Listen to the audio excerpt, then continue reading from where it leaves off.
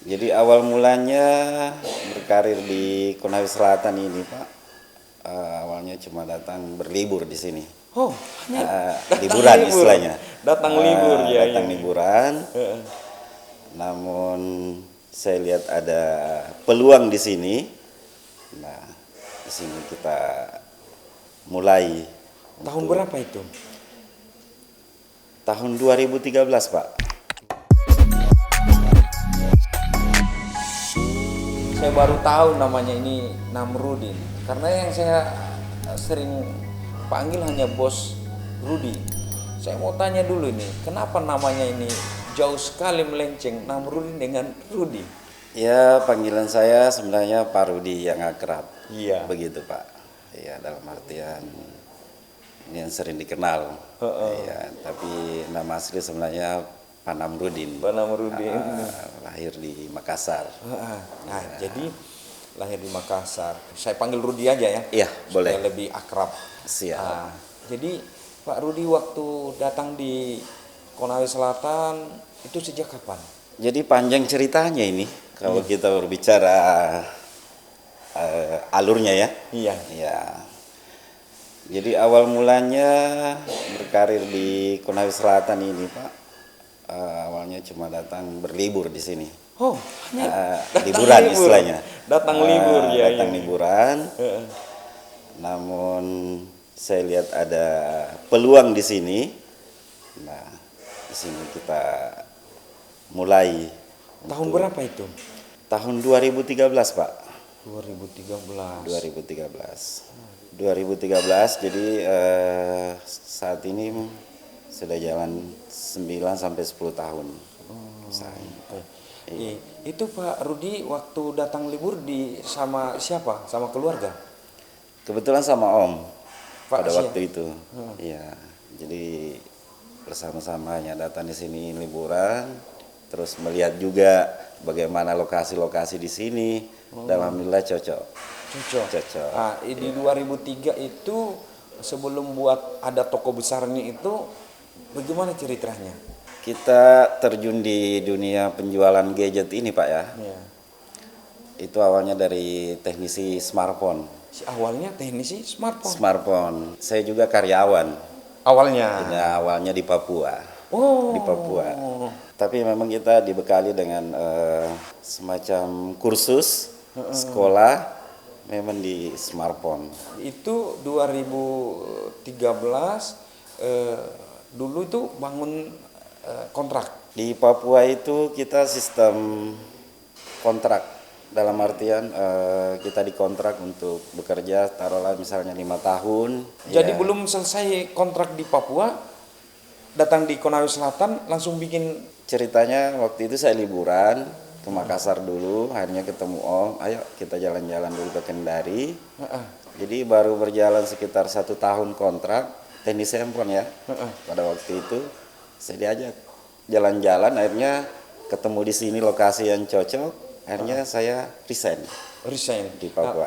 Begitu masuk di Konsel di Punggaluku ini, melihat tempatnya itu yang cocok, langsung buat sewa tempat atau sewa bangunan atau hanya sewa tanah? Jadi pada dasarnya waktu sampai di Konsel ya, Iya. ya kita ketemu dengan keluarga juga di sini, diskusi dulu mengenai terkait kita punya ancang-ancang nih. Iya. Untuk coba-coba pasar yang ada di Konsel. Jadi kebetulan kita ketemu dengan teman baik di sini juga, hanya cocok dengan kontrakan, hanya kita coba dulu 1 tahun pada waktu itu. 2013 sampai 2014. Yes, seperti itu Pak.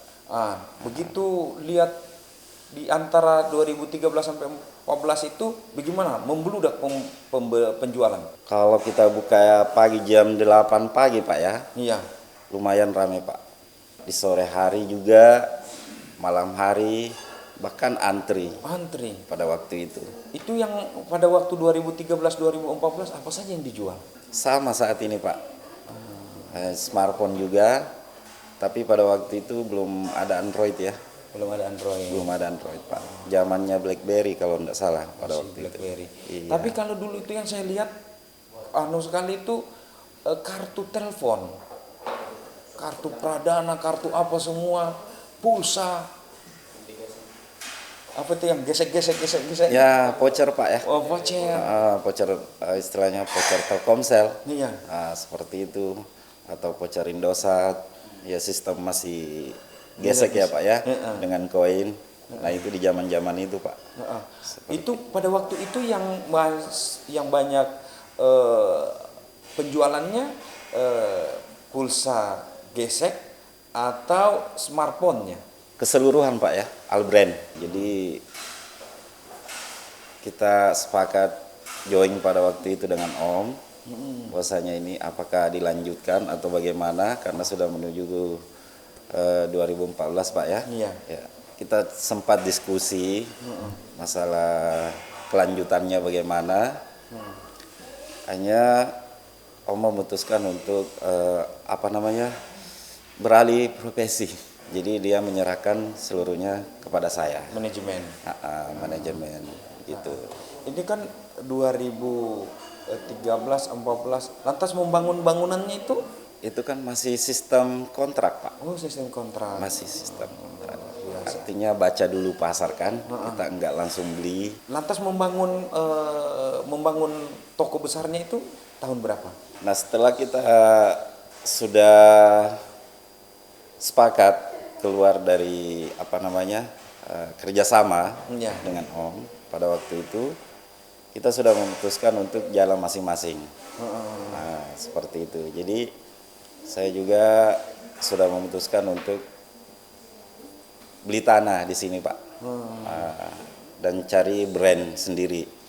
Ya pada waktu itu kan kita masih kalau nggak salah pakai nama Simpati Seluler. Simpati Seluler. Ini Kapalapa Seluler sejak tahun berapa ini gedungnya dibangun? 3 tahun yang lalu Pak. 3 tahun yang lalu, berarti 2019. Benar sekali. 2019. Iya.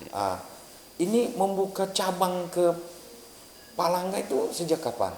Setahun di Penggalugu Pak. Iya. Kita expand di Palangga lagi. Di Palangga. Ya, jadi target setahun itu kita ada cabang lagi. Cabang. Seperti itu. Kalau boleh tahu sudah berapa cabang sekarang? Alhamdulillah, syukurlah kita sudah berjalan 3 dan akan jenjang keempatnya lagi rencananya. Yang kedua di Palangga, yang ketiga Di Baruga Kendari. di Baruga. Yang rencana lagi di mana ini? Rencana sih kita ancang-ancang ya kita perluas di Konsel Pak, karena memang kita awalnya fokusnya di Konsel. Asik.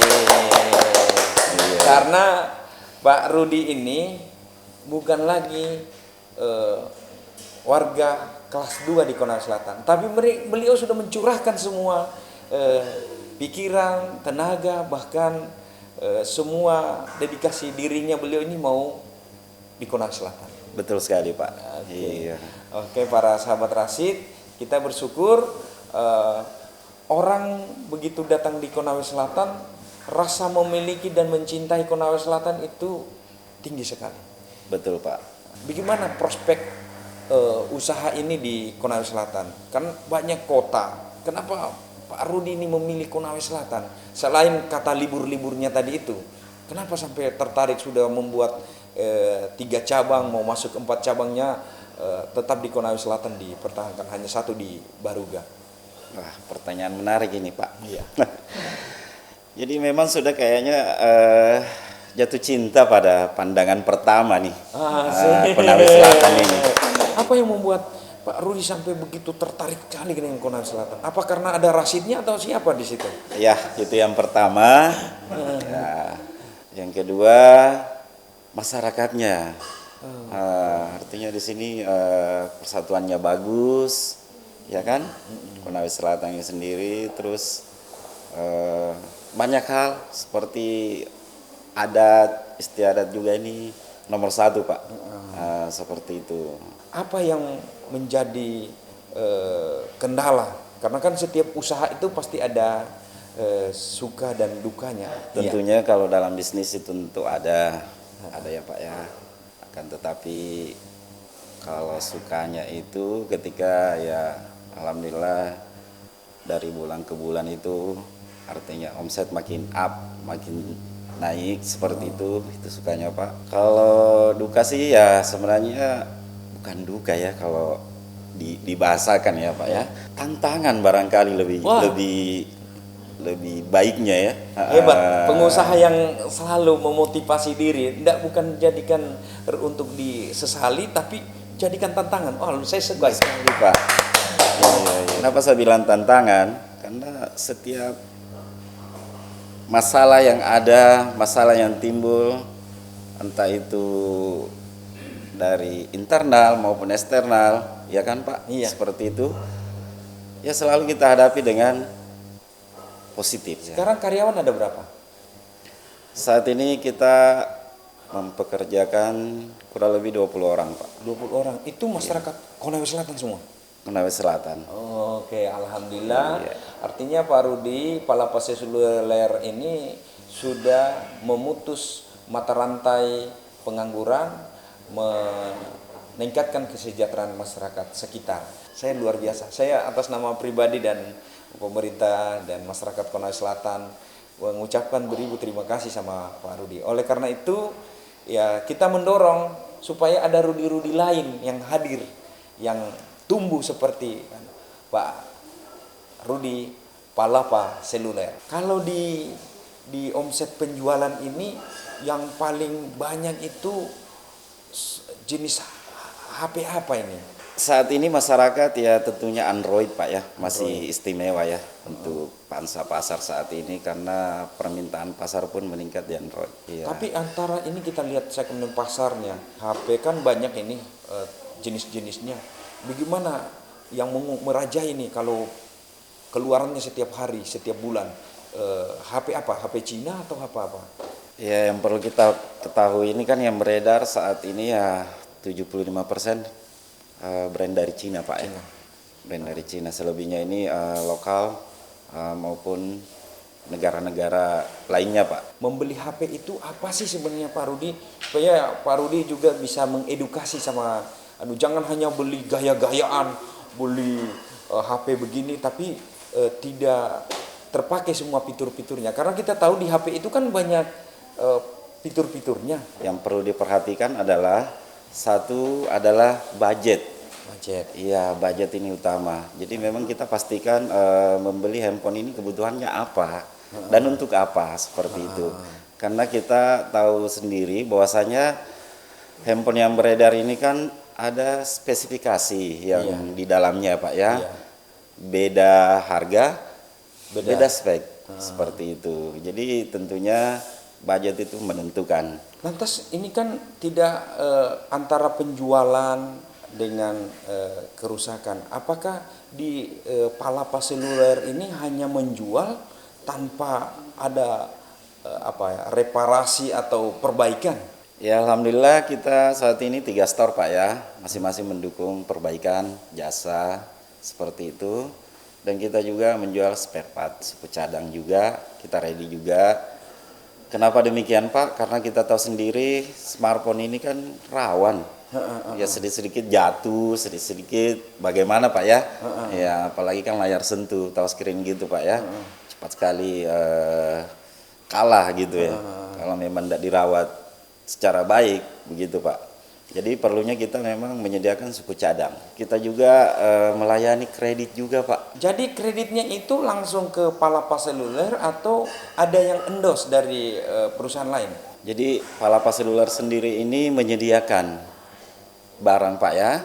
Selanjutnya kita alihkan ke pembiayaan pihak ketiga. Pihak ketiga. Pihak ketiga. Berarti nanti pihak ketiga membayar lunas sama Pak Palapa Seluler. Nah sekali. Nanti customer berurusan dengan pihak ketiga. Betul. Iya. Apa saja yang bekerja sama dengan Palapa Seluler? Saat ini kita ada pembiayaan Mandala. Mandala. Kita juga ada namanya kredit tunggal. Iya. Dan kita juga bisa juga alihkan ke kredit online. Itu bisa juga melalui Palapa juga. Seperti itu Pak. Luar biasa. Iya. Ini udah dikupas banyak betul ini Pak Rudi, Palapa Seluler.